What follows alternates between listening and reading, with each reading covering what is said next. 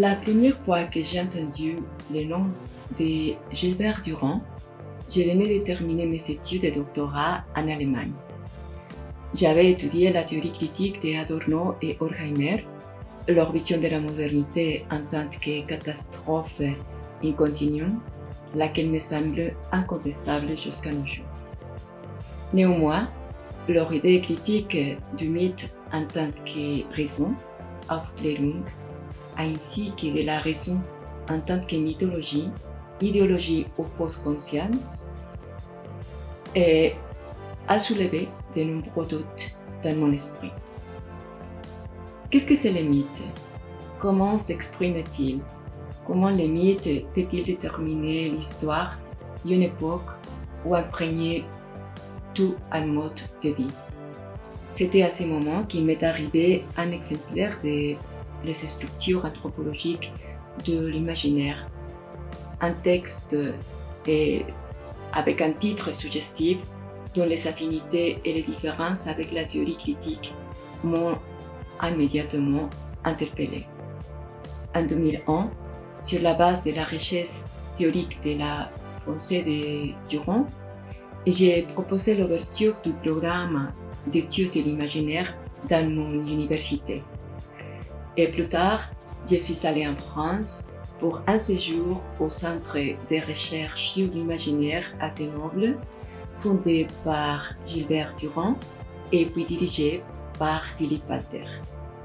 Par conséquent, j'ai organisé mon activité académique et ma vie familiale afin de me plonger dans l'application du mythocritique aux études littéraires et anthropologiques.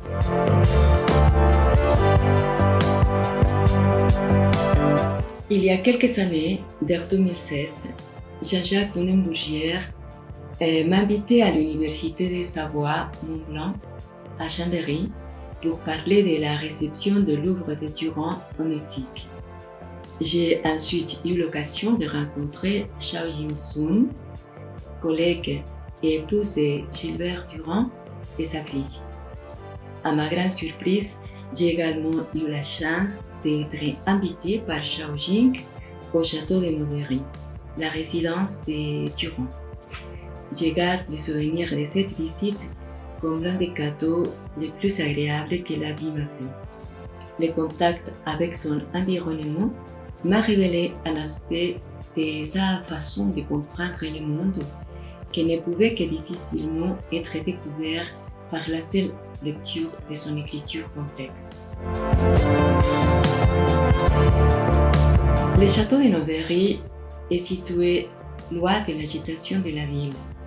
Ce n'est pas du tout un bâtiment ostentatoire, mais au contraire, une petite et presque humble construction datant du XIIe et XIVe siècle. De là, on peut faire de longues promenades pour aller à la chasse ou à la pêche, deux activités que Gilbert pratiquait en plus de la peinture, qui était sa passion. Et cet environnement lui a certainement permis d'établir un dialogue avec la nature, et les fleurs et les Alpes qu'on peut entrevoir à l'horizon.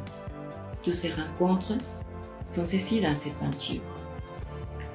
Et Xiao Jing a conservé la maison presque intacte, telle qu'elle était lorsque Gilbert encore vivait.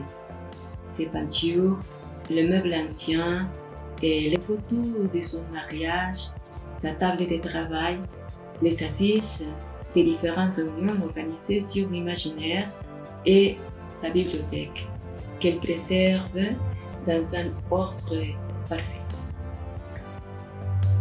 Dans le château, il y avait aussi la potager et l'espace où, m'a dit-elle, il pratiquait parfois le tai chi, l'union du yin et du yang, l'intégration de la dualité ou de la complémentarité ontologie du régime de l'imaginaire et une philosophie en mouvement ou l'art de l'intégration.